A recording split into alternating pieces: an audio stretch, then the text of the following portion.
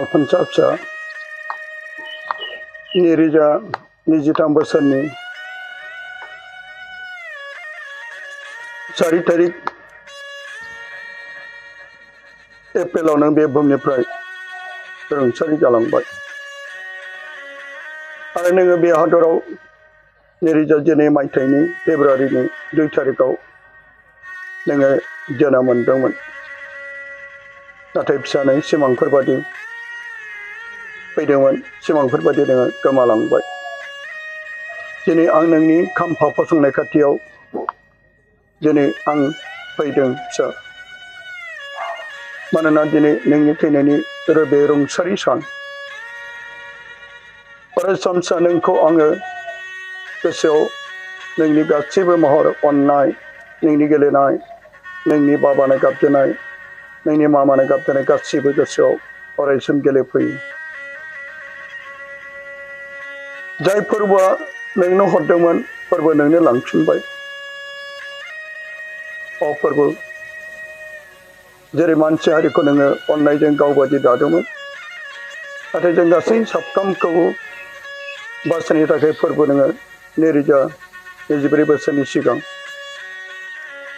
नों जोंनि पापनि थाखाय ख्रिस्टमाव आलाय जाबाय जेब्ला आलाय जानाय समाव नोंनि बिमा मारियामाबो मोदै रथ' रथ' गाबदोंमोन मैखुना थुंग्रिजों सिखावनाय बायदि जादोंमोन सासेल' फिसामोन जेरै जोंनि थाखायनो बे बुहुमाव फोरबोजों मानसिनि फिसा महरै फैदोंमोन आरो जोंखौ पापनिफ्राय निमाहा होनो थाखाय नों गावखौ मेन्दा महरै बोलि बावबाय दिनै आंनि फिसा आलफनसआबो फोरबो नों बेखौ नोंनि रायजोआव आलो गोजोनै जायगा होदो बे हादराव उन्दै एबा गेदेर एबा मिथिना एबा मिथिलाबानो पापफोर मावदोंब्ला बिनि गासै मावबोनाय पापफोरखौ सुस्रांग्रा अनिफ्राय बायख'दो फोरबो दिनै आंनि फिसा आलफनसखौ आं नोंनि आथिं गुदियाव गथायो हादराव जेसेबांनाखि गोमालांनाय आइ आफा बिदा फंबाय बिनानावफोर बिसोरखौबो नोंनि आथिं गुदियाव गथायो दिनै बे आलफनसनि रुंसारि जानाय समजों लोगोसे आं दिनै फिसा आलफनसनि मुङै जाय समायना बिबार बारियाव साबसिन आरो हामसिन समायना बिबारखौ जेरै बिगोमाया खायो बेबायदिनो दिनै फोरबो नों आंनि फिसा आलफनसखौ बे बिबार बारिनिफ्राय बारसे बिबारखौ खानानै लांनाय बायदि नों लांबाय फोरबो नोंखौ हामबाय होदों जेरै जबाबो गावनि फिसाफोर गोमालांनाय समावबो नोंनो हरबाय नोंनो लांफिनबाय ना नोंखौ हामबाय दिनै आंहाबो राहा गैया नोंनो हरबाय नोंनो लांफिनबाय दिनै गोसोखांदों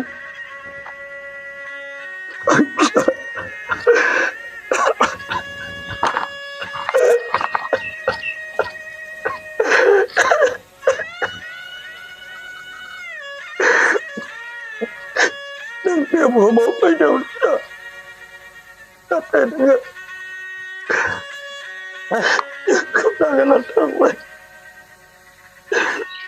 फिसा नोंनि मुङै आङो बे मांखरसालियावबो हैनो थाखाय आं बारसे बिबारखौ आङो दिनै नोंनि मुङै आं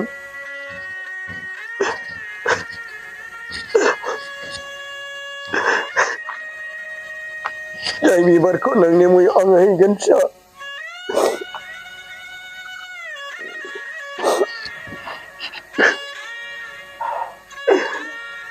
बे बिबारखौ आं नोंनि मुङै मांखरसालियाव हैगोन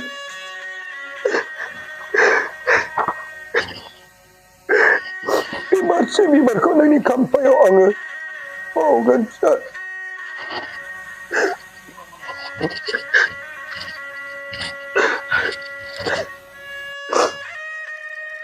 नोंनो होनो थाखाय जेबो गैया नों सोरगोराव थानानै अरायसम आफाजों लोगोसे थादो फिसा आं नोंनि बै मांखरसालियाव आगान सुरलांगासिनो दं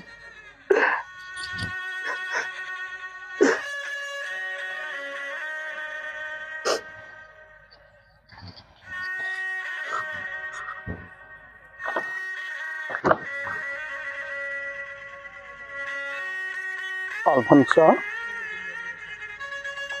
दिनै नोंनि थैनाय एबा नोंनि रुंसारि सान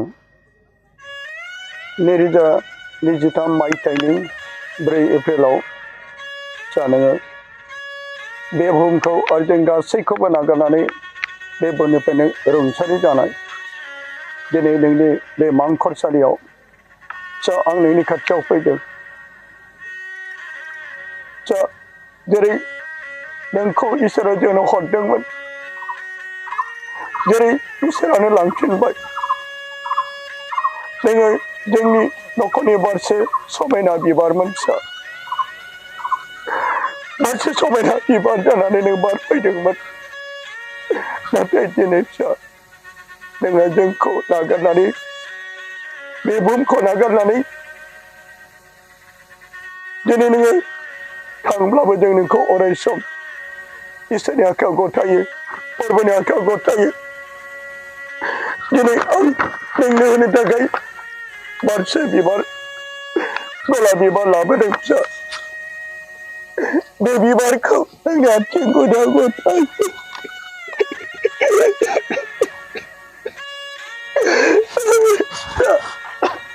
आलफनसा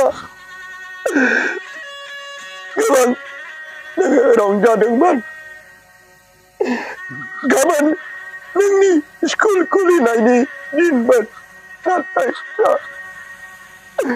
नोङो बे बुहुमनि सोलोंथाइ जानाय लोंनाय गासैखौबो नोङो बे बुहुमाव गैलिया नोङो थारैनो इसोरजों लोगोसे थाहैदों फोरबो नोंनियाव गथायदों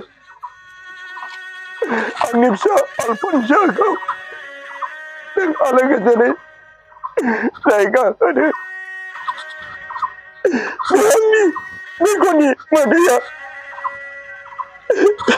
आलफनसा सना बे गाबनाया भावथिना नङा बे गाबनाया आंनि गोरबोनि गाबनाय फिसा आलफनसा सना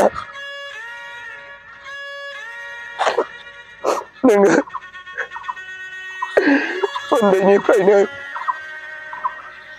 नों लासै लासै देरबोदोंमोन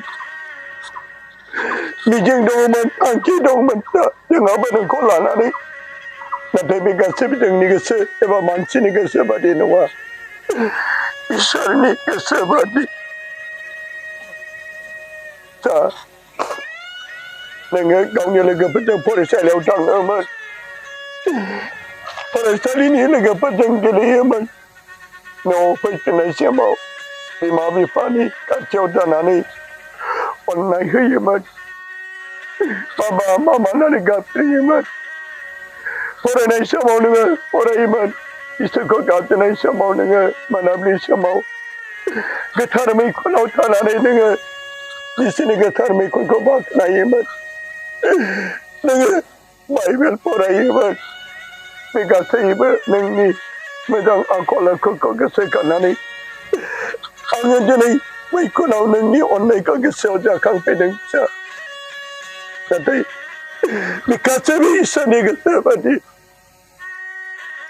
सानाखैमोन अबथिरा दिनै नों बे मांखरसालियाव नोङो थाफैगोन मोदोमा आरो जिउआ गुबुन गुबुन देहा पासर आंनि फिसा आलफनसाखौ सोरखारि जिउआव आलो गोजोनै जायगा होदो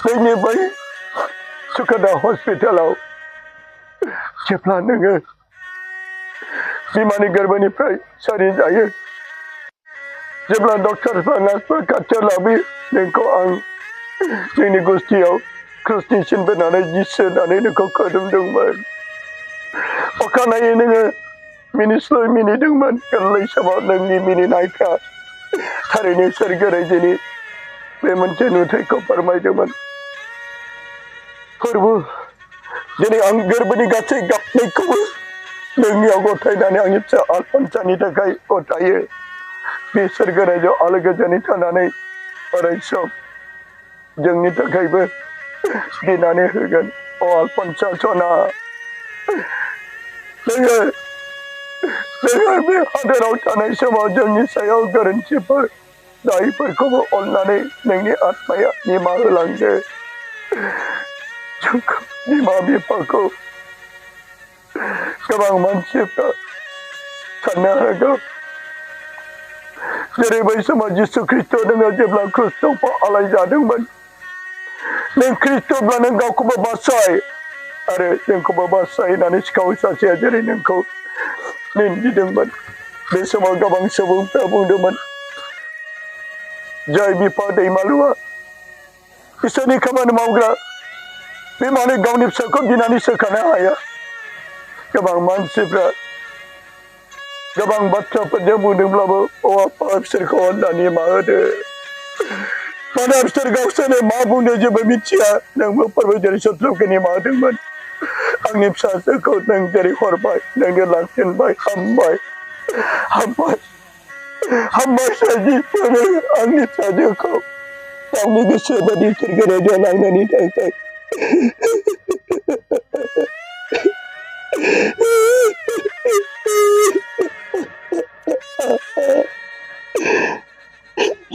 आलफनस ang gusto ka na diri. May kulagaw ni.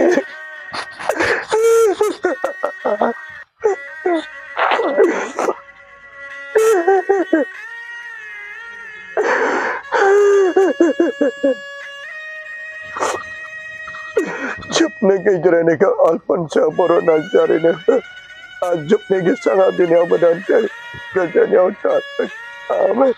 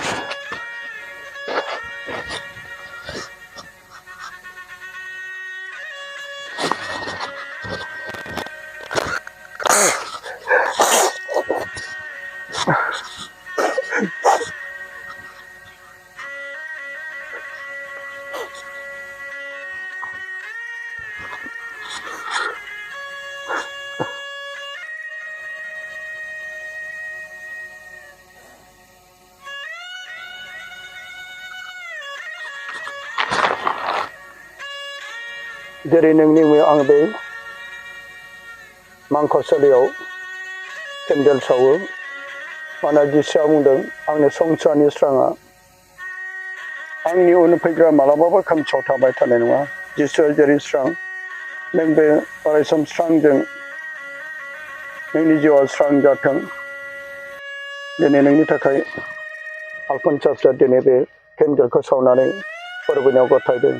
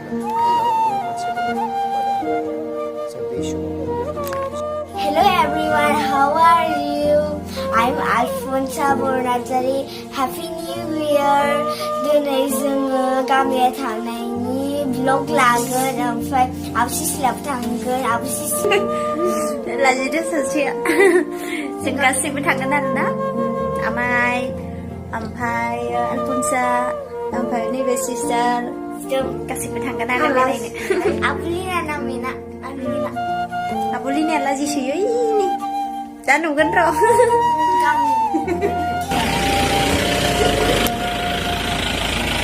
जा इउटुबारा नै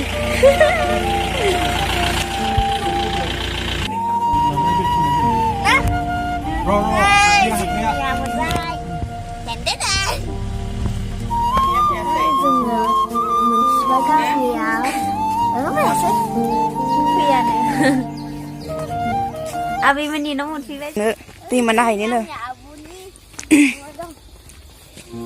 आलफनसा बिब'नि गामि दं बेयाव सोरनि फुख्रियो ओमफ्राय दद्रेमोनालाय बबेथिं दद्रेमोना बबेथिं आइया बैनो दा आइया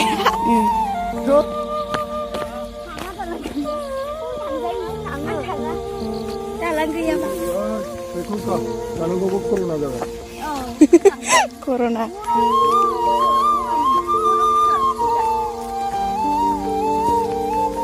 गोलोम हरदों आदै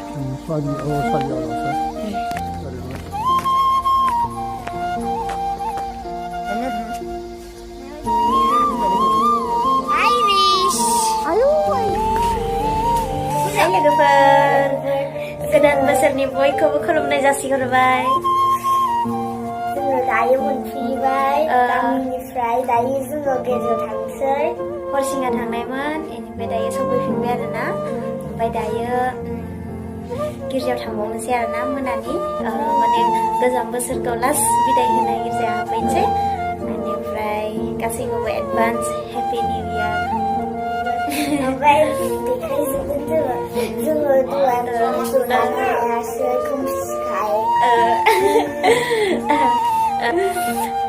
नेक्स्ट वीडियो थाबैनो बयखौबो लोगो मोनफिनगोन हम लड़कियां बीमार का होती है हमें तो बस नजर लग जाती है हम लड़कियां बीमार का होती है हमें तो बस नजर लग जाती है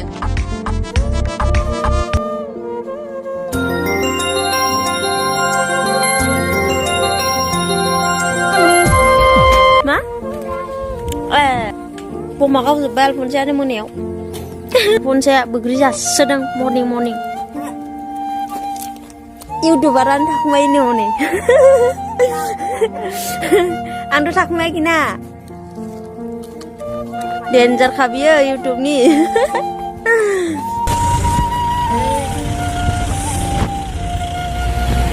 दायो मोनफैबाय न'आव दायो आङो माबा आब'मोननि न'आव थांसै आलासि जानो ओमफ्राय आं मोसागोन नै लाजि गुसुआ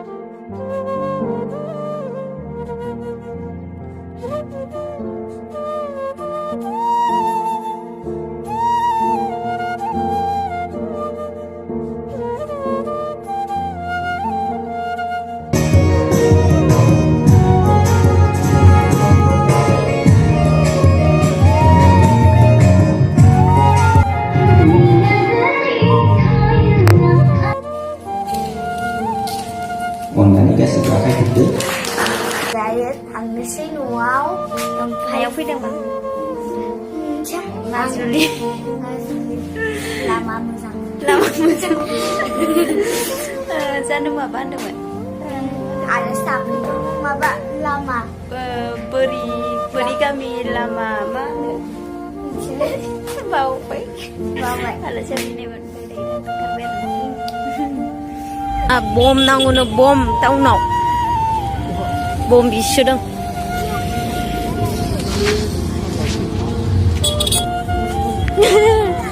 बन्द' जाजाबाय.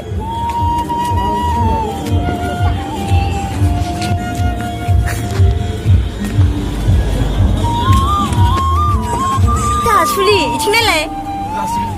आयौ. Hi guys, जोङो न'आव मोनफैबाय. जि मेक्सोबाय, गुसु जाजोब्बाय. खावा.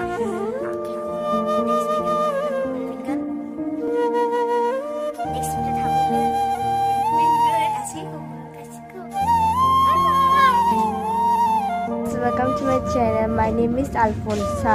So बियानि first video vlog. So दिनैनि vlogआनो जाबाय आंनि मोनसे special vlog. बे special vlogआनो जाबाय दिनै आंनि happy birthday. So आं बिराद खुसि. गोबावनिफ्राय दिनैसो आंनि birthday जादों. ओमफ्राय दुखु मोनदों आं मानो. खुसिबो मोनदों दुखुबो मोनदों. खुसिया मानो माने आं दिनै हेपि बार्थडे आरो दुखुआ मानो आंनि बार्थडेया जोबसिगोन ना जोबना थांगोन दाय हराव आंनाबो जोनोम जाथ'वाखै आङो दाहाय हराव जोनोम जागोन स' भिडिअखौ नायलांदो एजाव थांखांनानै आङो गानदों फ्रक माबायदि होनदों ओमफ्राय दाया मा गानो दाबो फ्रक गानगोन आं दाहाय नुलांसै आं मा गानो ओमफ्राय केकआथ' माबायाव मैया हरावनो अर्डार होदों मैया आंनि बाबा आयौ हनै फट' सिगाङाव नै अर्डार स' गस्ला गानसै ओमफ्राय नायलांदो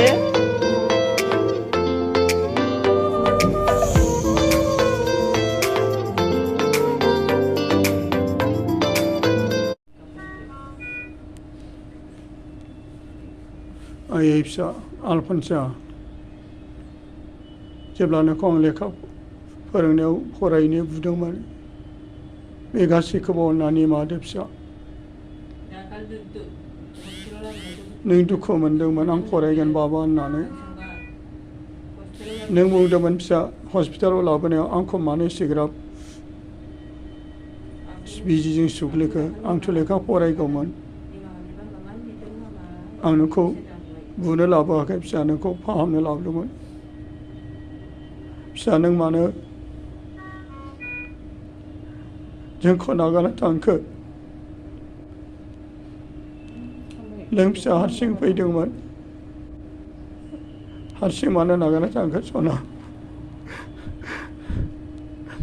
फिसा नोंखौ मानो गारना थांखो नों बबाव दं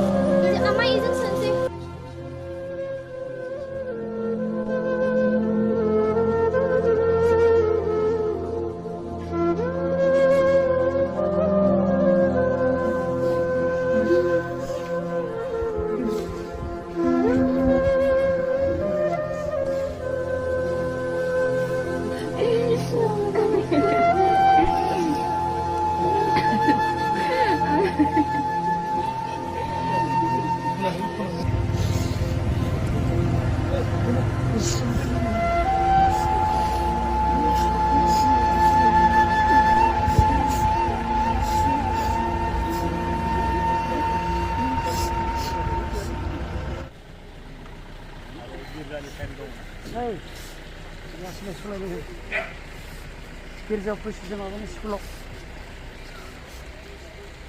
गारियाथ' बेसेबां लासै खारबावगोन एक नम्बराव दंखायो बेयो क्लास गायै गायैसो लांबावदों बेखौ नङाब्ला आरो बेनिफ्राय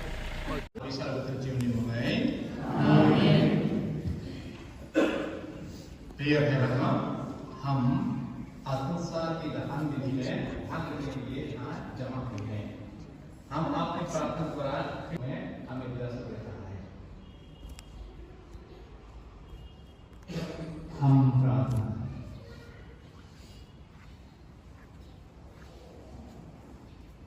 हे प्रभु स्वर्गराज में आपने पुत्र आपने पुत्री आलफनस को प्रवेश पाने दे। तूने इस दुख से इनको आपके पास बुला लिया है। सारे पाप बंधन से इन्हें मुक्त कर आनंद शांति और प्रकाश। इस सर्वशक्तिमान ईश्वर हमारे आलफनस को इस संसार से बुला लिया है।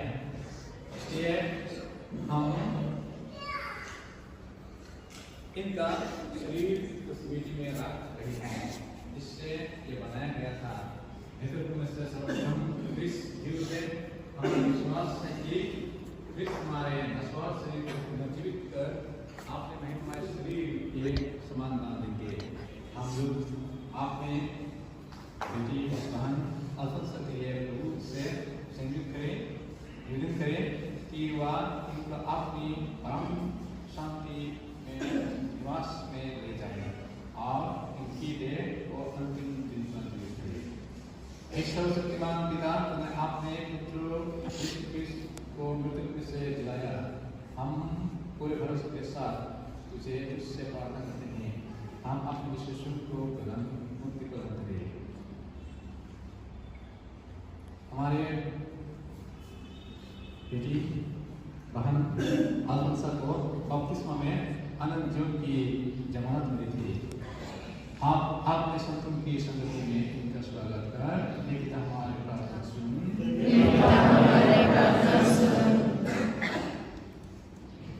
इन्होंने क्रिस्त का शरीर अनंत जीवन भोजन ग्रहण किया था। इनका शरीर अंतिम दिन में जीवित हो जाए। हम अपने बेटे भाइयों संबंधियों और कर्म के लिए प्रार्थना करते हैं। तो उन्हें पुण्य कर्म का इनाम दे। जितने लोग मरुस्थल की आशा में शांति के दिन सो रहे हैं, वे साथ तेरे अच्छा दर्शन करें। जो अपने प्रियजनों की मृत्यु पर शोक मनाते हैं,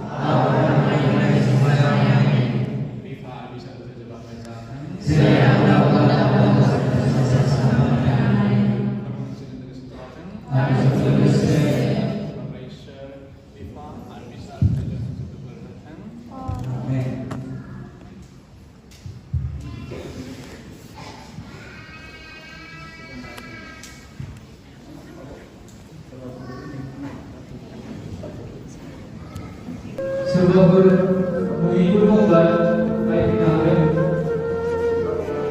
music,